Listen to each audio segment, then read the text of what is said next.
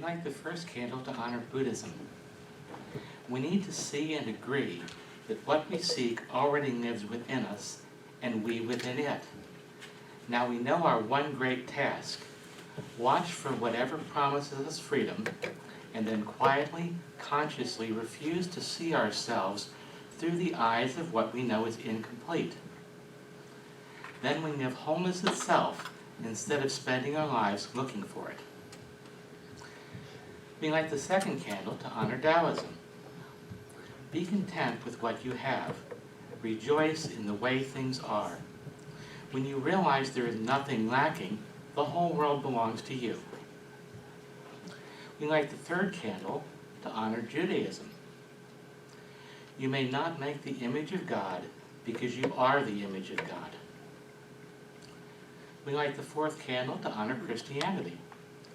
For those who love God, all things work together for good.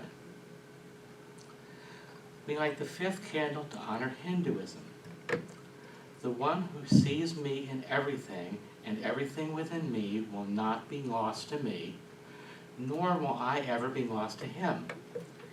He who is rooted in oneness realizes that I am in every being. Wherever he goes, he remains in me. We light the sixth candle to honor Lakota spirituality. Peace comes within the souls of men when they realize their oneness with the universe, when they realize it is really everywhere. It is within each one of us. We light the final candle to honor science of mind and spirit. Our highest satisfaction comes from a sense of conscious union with the invisible life.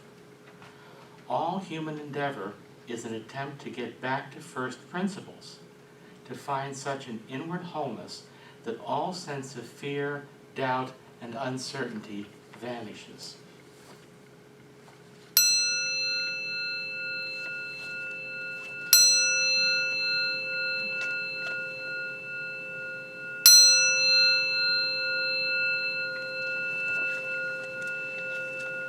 Today's reading is from our founder, Ernest Holmes. If we would come to the universal wholeness, we must approach it through the law of its own nature. This perception is always an inner light, for individuals can only use such knowledge as they inwardly possess. So let's just take these words and turn within and reflect upon them.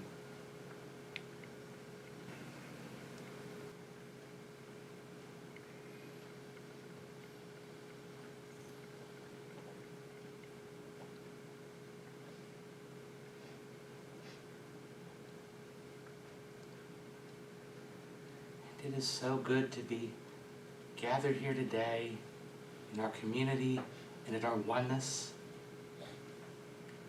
I know that every one of us is collectively creating this service, and that every part of this service is in perfect right order, that it is providing to each of us exactly what's best. I know that everything's right also about the children in the back, and that our holiday dinner that we're going to be having as another celebration of our community, that it was just perfect in every way. And I give thanks for this opportunity for us to be one, to be our wonderful, wonderful community here at Center for Spiritual Living. And I release this knowing that it is the truth. Just release it and let it be, and so it is. And so it is. So this December, we have been and we're continuing to look at the holy days of December. There are lots of them. And so today I want to look at Hanukkah. Hanukkah. I've heard that Texans think that Hanukkah is some kind of duck call.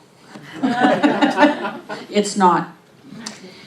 In Judaism, Hanukkah is not one of the high holy days. It's considered to be a minor holiday. But as I've researched it and pondered it, there's some major stuff there. And so I want to look at the wisdom that's in this story. And it has some background that you may not be aware of. I'm sure that many of you are aware that the ancient Jews who lived in what was then called Israel in the north and Judah in the south were invaded and enslaved many, many, many times. The control of the city of Jerusalem was in the hands of the invaders for much of their history. And the first invaders were the Egyptians. There's a whole string of them. Let's see, that was about 1500 BCE, before the Common Era. In 1000 BCE, it was the Canaanites. In 925 BCE, it was the Egyptians. Then the Philistines, then the Assyrians, then the Babylonians, then the Persians. Invasion after invasion and enslavement after enslavement. And they were pretty bloody and pretty violent. And finally, the Greeks, led by Alexander the Great, sort of invaded the whole area, but brought it under some semblance of unity and even peace. And Alexander was willing to allow the Jews to continue their form of worship and their religious traditions and rites. But then Alexander died, and there was a lot of fighting over the territory between the Greeks and the Egyptians, and finally the Greeks won. And after Alexander the Great died, Judaism got sort of divided. There was a whole bunch of the population who kind of liked what the Greeks were doing and wanted to emulate the more Hellenistic ways of doing things. And then there was the group that wanted to hold to the traditional practice of Judaism. And of course there was one Greek sort of ruler of the area after another. And they kind of got meaner and nastier as the decades went on, culminating in a really nasty guy whose name was Antiochus Epiphanes. Behind his back, people called him Antiochus Epimanes, the mad one. They didn't say that to his face, obviously, but he was not so good. He looted the temple in Jerusalem, stripped it of everything related to Judaism, and set up an altar to Zeus in the temple, and brought in his own man as the high priest. But there was still war going on everywhere, so Antiochus took off to fight a battle, and a rumor started to circulate that he had died. And so the Jews rebelled against the high priest that he had installed, and that guy took off with his friends, ran away.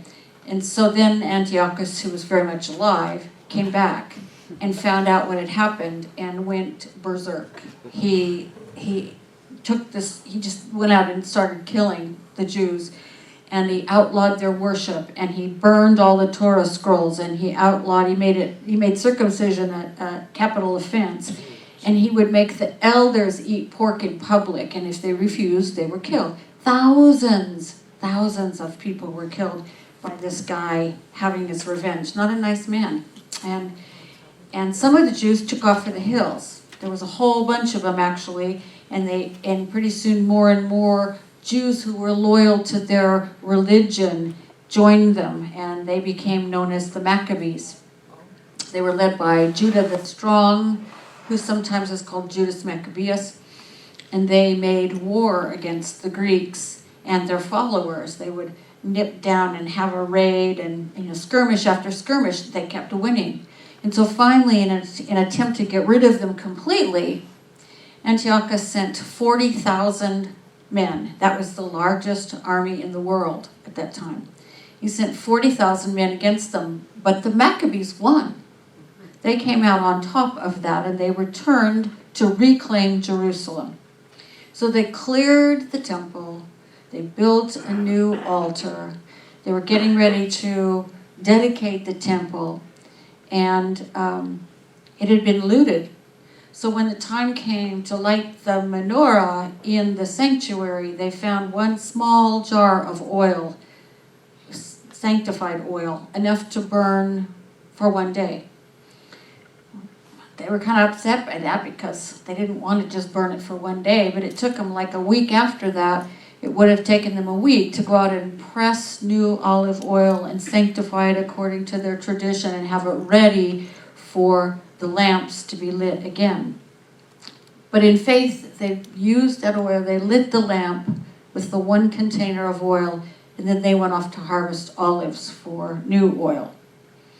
And amazingly, this small container refilled itself every night. So they had enough oil to burn the lamps for a total of 8 days, by which time the new sanctified oil was ready. And so this story gave rise to this 8-day holiday that we know as Hanukkah.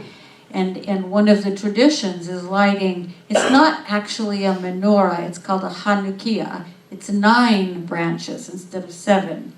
There are 9 branches to the Hanukkah. It's also called the Festival of Lights for this very reason, because there's lots of light involved in it.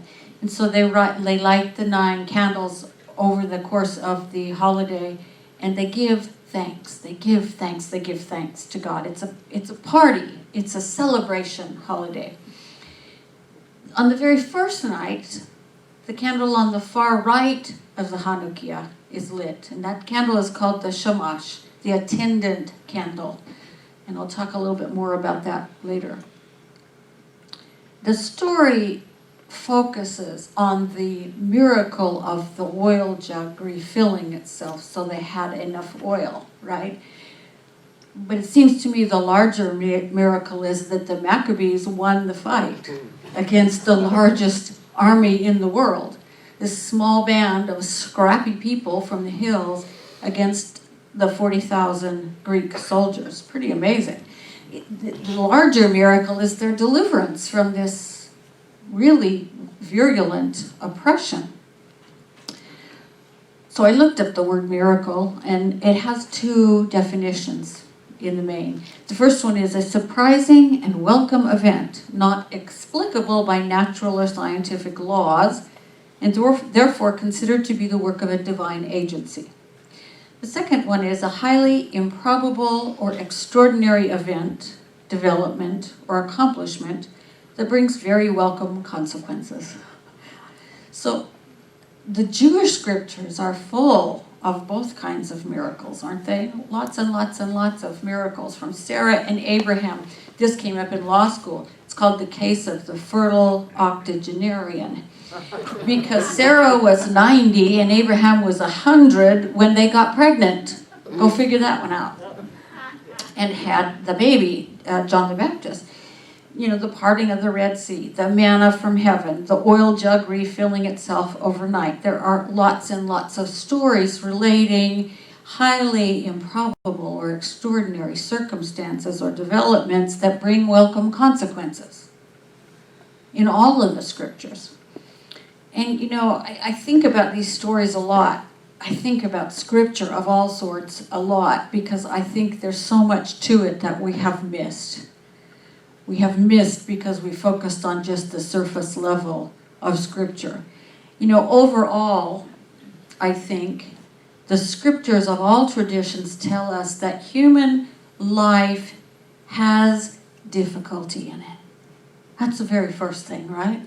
Human life has difficulty in it. One cannot live a human life and not run into some nasty stuff. Whether it is a boss who terrorizes us, or a spouse who deserts us, or an illness that lays us low, or a beloved one who dies too soon, or a government that becomes despotic, or a source of income that dries up, or on and on and on. And the Jewish and Christian scriptures both are full of tales about people who are suffering these slings and arrows and tragedies of life on earth. Remember we talked about the Buddha, and the first thing he came to was that life contains suffering, right? It does. We can't get through it any other way. But when you consider the magnitude of the tales of the scriptures, you know, most of us have never been surrounded for centuries by enemies who seek to destroy us. But the Jews were for a long, long time. Most of us have never had to wander the desert for 40 years or however long it took, looking for a place where we would be safe. But of course the story in the Old Testament is about that. And when you think about Native American and indigenous people all over the world, that's what they've had to do. Wander until they found a place where they could be safe, right? Most of us don't have to watch our children starve to death. But the ancient Jews and the very poor of our country and elsewhere in our globe did and do watch their children starve to death. I think the reason there are so many miracles in the Old Testament, in the New Testament, in the Hindu scriptures, and scriptures of all kinds, from every corner, is because as human beings, life isn't always rosy and easy, but real goodness exists everywhere, all the time. I think that's what those stories are all about. There's real goodness, there's real godness here, no matter what's going on. We have story after story of help coming unexpectedly, sometimes from unidentifiable sources. Story after story that kindle hope and faith and trust in us. Hope and faith that the help will be there when we need it. Hope and faith that life will be sweet again. Hope and faith that we will not just survive, but truly thrive. Hope and faith that real goodness always exists. I think that's why the miracle stories are there. They're great big stories to remind us that good stuff happens, probably more often, if we could remember it, than the other stuff. To remind us that there's something out there. We call it God. It goes by, 10,000 names at least around the world. There's something out there from which we can draw help and strength and goodness. Maya Angelou put it this way. She said, "I've learned that no matter what happens or how bad it seems today, life does go on, and it will be better tomorrow." And sometimes we need reminders of that. And that's what these big, miraculous tales are there for. They're there to remind us that the universe, this thing we call God, is on our side, and help will be there. And so this holiday reminds us of that, but it also reminds us that the light is still there.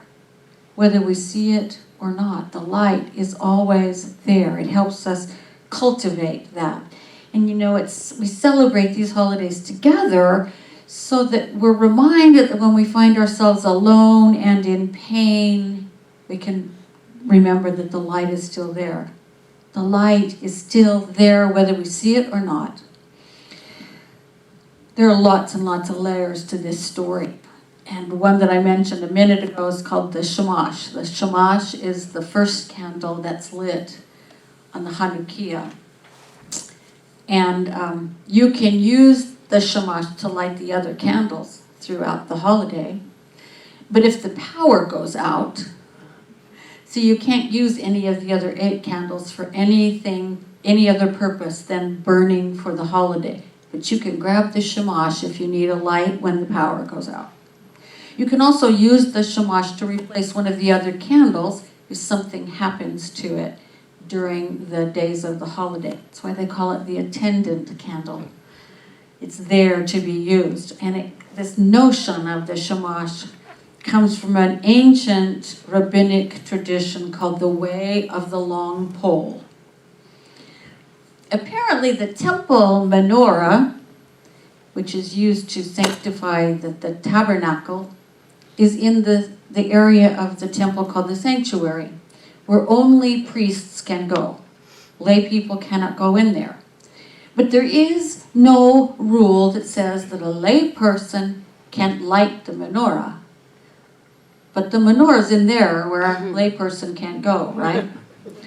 Thus, the solution is a long pole. It lets a lay person stand outside the sanctuary with a candle at the end of a long pole and reach in and light the menorah. And the rabbis taught that this paradox was intentionally set up by the Torah in order to convey a lesson. The lesson is you are here and you want to be there. There is someplace better, someplace where you're more spiritually advanced than you are right now, right? But you're not there, and you can't get there for a good while, if ever. Not everybody is going to be a priest, right? So what do? Do you act as if you're already there? Or do you just sort of say, oh, who needs there anyway? I'll be fine where I am. You can do one of those two things. The way of the long pole is, of course, the third option. It lets us reach into a place we aren't yet. The lesson of the long pole says, aspire to spiritual heights that are beyond your current reach. But aspire. Don't stop trying to reach more spiritual growth and more spiritual development. And remember that even when we ourselves worry that we may never be there, wherever there is, what we do is still influencing the whole. It's even influencing there. It's illuminating there as well as here and every place in between. And you know, another thing is that when we're not there, sometimes we have to ask someone who's closer to the menorah to light it for us, because our pole isn't quite long enough. Other times, we contrive a way to reach beyond where we are, and we light the lamp. And so in either case, we either turn to or turn into a lamplighter. And that is our task, to become lamplighters. That's our task as human beings. Our task is to be willing to light those flames of faith and hope and strength in ourselves and in others, so that when we perceive that someone's flame has blown out, we're willing to light it for them again. No lamp is too lowly, and no lamp is too lofty for the lamplighter and her pole. So our task is to realize that the creative, we're also the lamp. The creative spark is already here, right? The creative spark, the flame, is already within us, and that creative spark gives form to our acts, like the wick gives form to the flame as it continues to burn. And then we have to give sustenance to the light, to the form, to the flame, as a candle flame receives sustenance from the oil or the wax of the candle. And as we are present to the burning, the actual burning, whether it's the candle of ourselves or the candle of another, we come to see that even though it appears the only thing going on is burning, something is happening. Something is going on between the flame and the wick and the wax and the air. There is this constant changing going on all the time, at every moment, in every phase, just as in us, Spirit is doing something all the time, in every moment, in every phase. You know, those ancient Maccabees looked at their one container of oil, and based on their prior fear and bias and whatever experience, they said, well, this is only enough for one day. In their minds, the container did not have the capacity to keep the flame burning longer than that, and so they experienced its persistence as a miracle. They learned through that miracle of the presence and the power of the Holy One of the universe. Because the candle was sustained, the vessel kept refilling itself. Similarly, we can look at others or ourselves, and based on our prior experience, or our personal preference, or our bias, or our fear, or our anxiety, or our judgment, we can determine what we or they are and are not capable of. Then something else happens, right? We find ourselves doing something we didn't know we were capable of. We let the other person be as they are in the moment, and they do something we previously had judged them not capable of. No matter what we think we can't do, no matter what we fear we're unable to do, no matter what we judge someone else unable to do, Spirit is going on all the time. In us and through us and around us and changing us and growing us and expanding us, provided we just keep reaching. And so the overall lesson of this story, like so many stories in Scripture, is that we're far more than we think we are. We are far more than we think we are. When we stretch ourselves, when we seek to be the lamplighter, we keep becoming more and more and more. When we remember that we are already the shamash, each one of us, we are already that candle that lights the lights for ourselves and for others. We are the lamplighters. We ourselves are the miracles.